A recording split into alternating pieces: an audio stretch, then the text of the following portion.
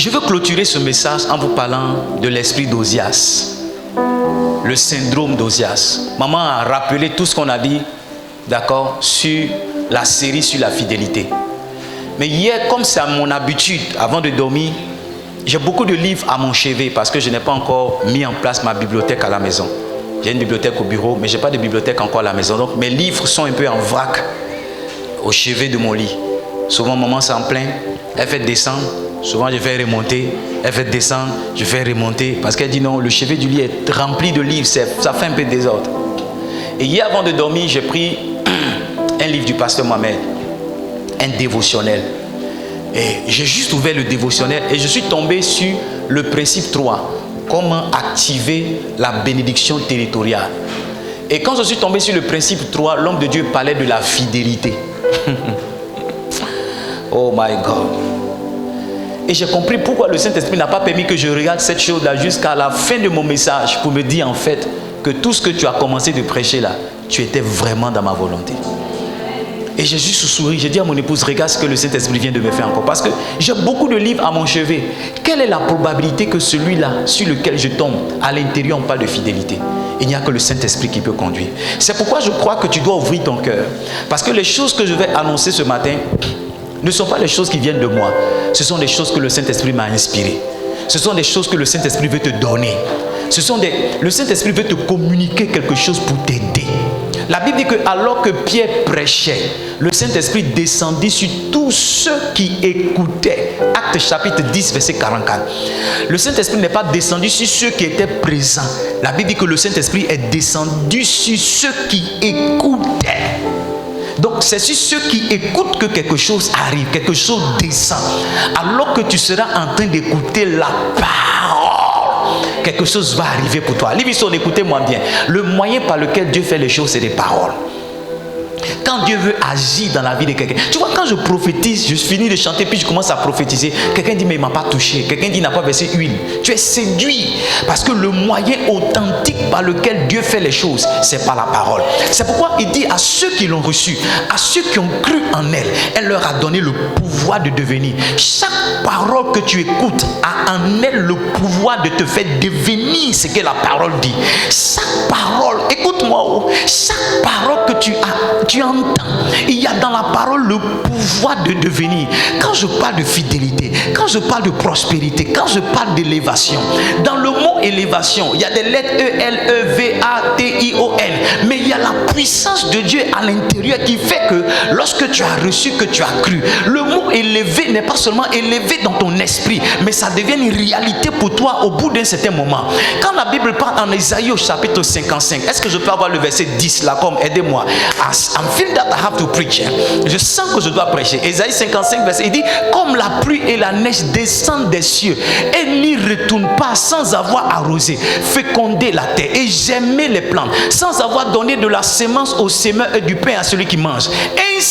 Ainsi, reviens au verset 10 pour dire que la parole de Dieu ne fait pas une seule chose. Reviens au verset 10. La parole de Dieu ne fait pas une seule chose. Elle peut donner à un homme la semence. Elle peut donner à un homme du pain pour manger. Elle peut donner à l'homme l'eau pour arroser et féconder sa terre. Elle peut donner à l'homme la puissance pour germer sa plante. Donne-moi le verset 11 maintenant. Il dit ainsi il en est de la parole qui sort. Elle ne retourne point sans effet, sans avoir exécuté ma volonté et accompli mes desseins. Mais écoute-moi. Dans la parole que tu entends se trouve la volonté de Dieu. Dans la prédication que tu entends se trouve le dessein de Dieu. Ça veut dire ce que Dieu veut pour toi dans une saison, il envoie dans une prédication. Ce que Dieu veut pour toi dans un moment de ta vie, il envoie un homme de Dieu pour te prêcher cela. Et il dit, il y a des effets de la parole. Ça veut dire que quand un homme écoute la parole, ce n'est pas seulement la voix d'un autre homme qui rentre dans son oreille, mais au bout de quelques instants, il y a des effets que cette parole-là amène à réalisation. Donc quand tu entends un message sur l'élévation, quand tu entends un message sur la prospérité, ça veut seulement dire que dans cette saison, Dieu veut te faire prospérer, mais ça veut aussi dire que dans ce que tu entends, l'effet de ce que tu as entendu, ça sera ta prospérité au bout d'un certain moment. Je te mets au défi. Si tu peux ouvrir ton cœur, tu vas voir que tout ce que j'ai annoncé n'est pas fortuit, c'est la vérité. C'est pourquoi chaque fois que tu entends une parole, s'il te plaît, note-la quelque part. Si tu peux l'imprimer comme je le fais, imprime cette parole, colle-la quelque part. Et la Bible dit, lisez-la couramment et lis cette parole. Pour que le jour de son accomplissement, tu dis oui, mon prophète avait annoncé cela. Est-ce que je peux prêcher maintenant? Mets la main sur le cœur, dis Seigneur, laisse-moi écouter ta parole. Ah, tu parles pas bien, dis Seigneur, laisse-moi écouter ta parole. Que ta parole produise quelque chose dans mon cœur. Allons-y ensemble, très rapidement. On va lire un texte qui sera un peu long, mais donnez-moi vraiment la grâce de pouvoir prêcher. Amen. Aujourd'hui, c'est le dernier dimanche du mois de juillet. Amen. Et je veux abuser un peu sur le temps pour nous aider à prêcher. 2 Chroniques chapitre 26. Parce que ce que je vais prêcher, c'est le plus grand message de ta vie. 2 Chroniques chapitre 26. Let's go, verse 1. Verse 1. Tout le peuple de Juda prit Osias, âgé de 16 ans, et l'établit roi à la place de son père Amathia. Osias rebâtit Élot et fit rentrer sous la puissance de Juda après que le roi fut couché avec ses pères. Osias avait 16 ans lorsqu'il devint roi et il régna 52 ans à Jérusalem. Si c'est ta Bible, il faut souligner 52 ans. Sa mère s'appelait Jécolia de Jérusalem. Il y a une femme ici, tes entrailles ne sont pas des entrailles bizarres. Ce sont des entrailles pour donner naissance à des rois.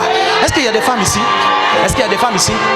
Il y a une femme qui est ici. Les enfants auxquels tu as donné naissance, ils portent en eux les gemmes de la royauté. Hey, je suis allé voir ma maman il n'y a pas longtemps. Elle dit, on a dit ton nom à la radio toute la semaine. Et la question que je me suis posée, est-ce que celui dont on parle, c'est vraiment mon fils là, mon enfant là? Est-ce que c'est lui? Parce que je ne m'étais jamais imaginé que mon garçon là, on pouvait dire son nom à la radio et qu'une église l'attendrait pour faire un message, pour faire une prédication, pour faire un programme. J'annonce à une femme. Et ce matin, je sens vraiment un manteau prophétique. Je ne sais pas où est-ce que tes enfants sont. Est-ce que ce sont des drogués? Est-ce que ce sont des menteurs? Est-ce qu'ils ont manqué leur vie? Mais je suis juste venu t'annoncer que comme Jécolia, toi aussi, tes entrailles vont donner naissance à des rois.